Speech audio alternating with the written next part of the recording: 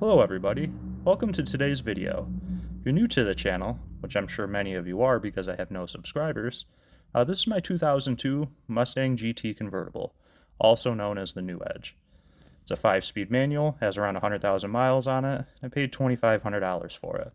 Needs a ton of work, so join me in my journey. That's Craig, he's a good boy. Anyways, welcome to the YouTube video and I appreciate you watching. Welcome back, guys. Let's get started on the intake. Alright, the first thing I'm going to do is... Damn, that battery's dirty. Remove the terminals, because we're going to be removing the alternator. And I'm going to drain the coolant, because we're going to be doing the water pump, the thermostat. If you're not going to replace all that, you just need to get the coolant below the thermostat, and you're good to go. And I'm going to drain the whole thing out and put new coolant in. Move this bolt here, just take the whole intake out of the way. I think most of it I'm just going to flop to the side, path of least resistance. But anytime you plan on working on a big project like this, I've never taken the intake off of one of these guys. It's a whole lot easier to do like the 289 on the Mustang. There's a whole lot to it when it's fuel injected. But anyways, if you're going to do something like this, do what I'm doing now and just go over the whole engine slowly. That way, if you get stuck trying to put it back together, you can take a look back at the video. Worst case scenario, take some pictures. But a video always works nicely because you can pause it. That is loosened. Tuck that out of the way. I'm going to drain the coolant. I have a clean pan, freshly after doing that Pathfinder oil change. Alright, so under the passenger side here, you can see it's the drain right there. I wish I had a piece of hose that would fit that, but I don't. So I'm just going to loosen this guy in. Hope it doesn't make too much of a mess. Try not to get my phone.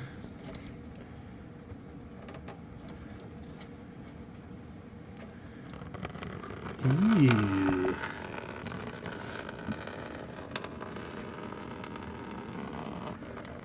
It was gross at first. I'll let this drain until it's full. Got to mention to loosen the cap. Watch it flow when I take the cap off.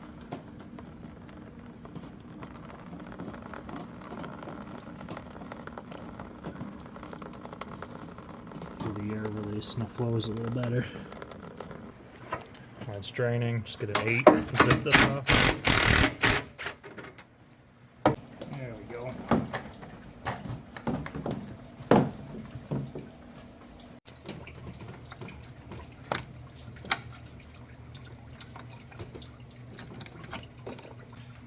Get a big old wrench to remove that EGR valve. It's a little rusty, so I imagine it's going to be on there good. Alright, I'm back at it with the adjustable croissant and a fresh wound, because it was a bee to crack off and I ended up punching. Should have used a hammer.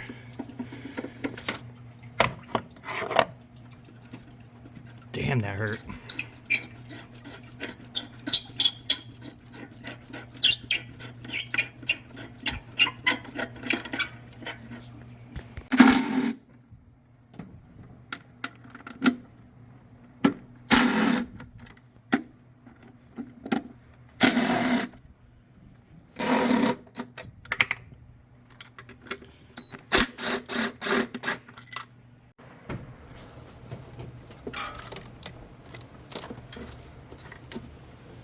Looks like it's caught up on the other side. Guess I have to remove this guy. Now that that vacuum line's off, this should just move up out of the way, not to scratch the new paint. Alright, next I'm going to move on to the alternator. But I'm going to loosen the bolts on the water pump pulley before I do that.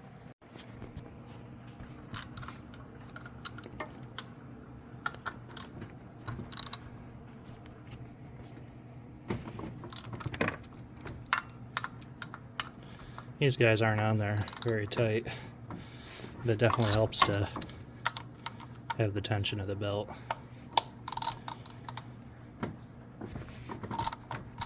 Okay. Now I just gotta find, I believe there's a spot where you can put the, yeah, right there. I believe that's gonna be it. You put the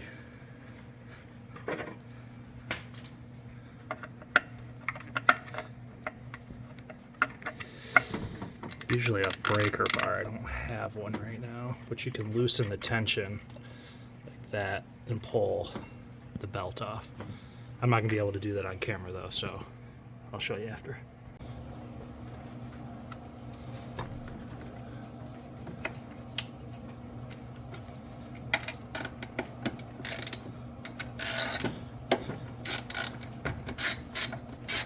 Oh, we caught it in that last clip, but getting rid of the tension on that belt, you gotta tighten it, not loosen it.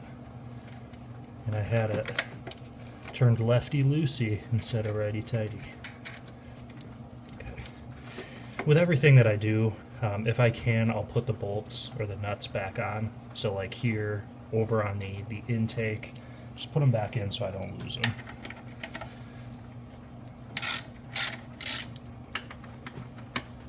So far, I've only needed 8 mil and a 10 mil to do all this. So, well, there is a lot to it. There isn't a whole lot to it, if you know what I'm saying.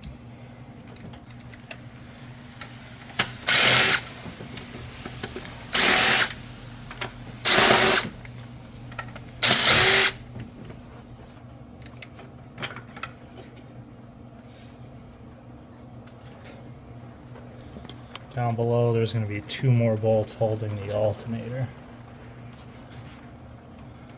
Looks like there's 1 more clip on this side too, which you got to figure out how to get off.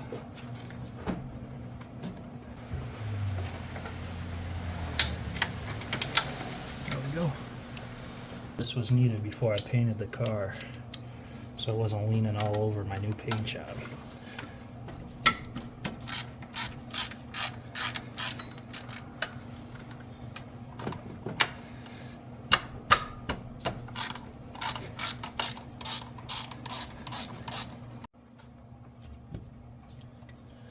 Now, with this off, I mean,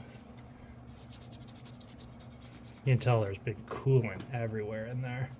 And give it a nice clean through here, which will be nice. Alright, next I'm going to get the fuel rails off. It should just be a bolt on each side. As you can see, this harness was connected to the front. Then possibly a ground on the back. I need to make sure that guy goes back in. Alright, so I have both bolts off. I pulled them up. One thing I noticed is as I pulled up, they all came out, except this one. This one came out of the fuel rail and was left behind. Alright, I'm gonna get all the harnesses out of the way. And I guess I might as well do these while I'm here. Get the coils out of the way.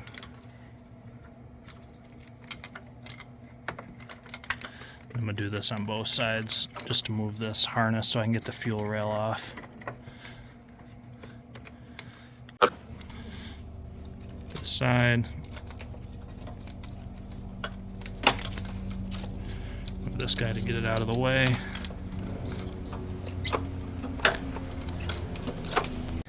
Alright, so to check back in, I'm not sure what I showed last, but I've been just disconnecting all the coils, all the injectors, all the random clips. Got that removed on that side. I'm going to pull this guy off next.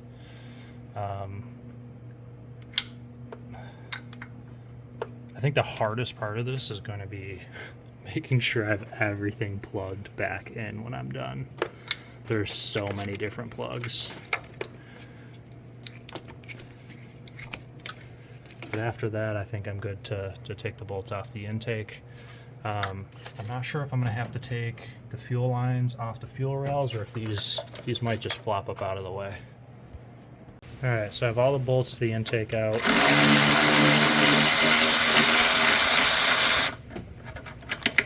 I'm going to take off the thermostat and then try to get this intake off.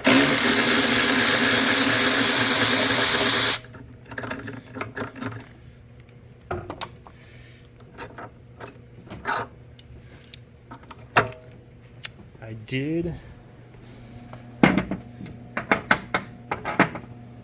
keeping everything organized. Intake bolts, this goes with the bracket in the back. Obviously, you just watch me take that off. The thermostat, throttle body, alternator bracket, fuel rails. Being said, I did break that guy. No idea what this thing is called, so I have to look it up and order a new one. Or do I ghetto rig it and just JB weld it? To be determined.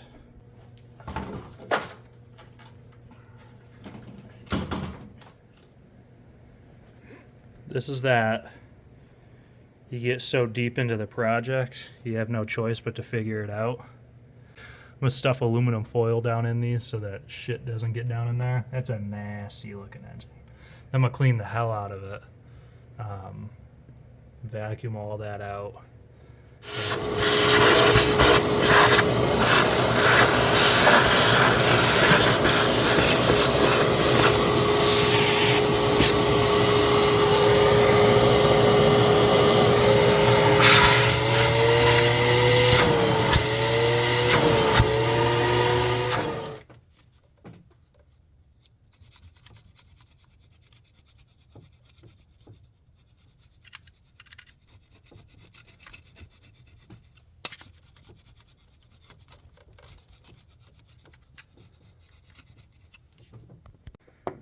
So far, everything's either been a 10 or an 8.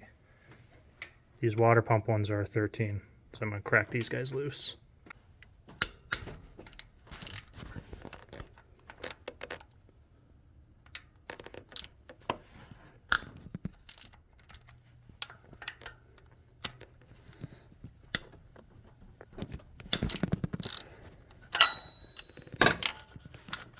And we need an extension for this bottom guy. But you get the point. So I'm doing what's probably recommended in this and to wedge something in there and hammer it, but don't do what I'm doing, guys.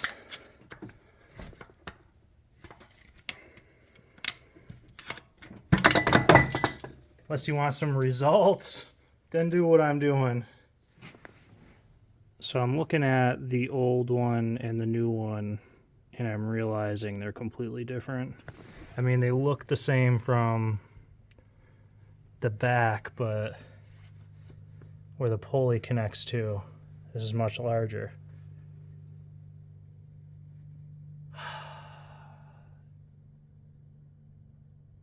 So I'm gonna end the video here. I'm gonna have to order some parts. I'm gonna have to figure out why this is wrong. I ordered it a while ago. I don't know if I'm going to be able to return it to buy the right one. There was nothing wrong with this one. It was just like a preventative maintenance, which you can see it's been on there for a while. It was a bitch to get off. But like, comment, subscribe, all that YouTube stuff. Thanks for watching, guys. Take care.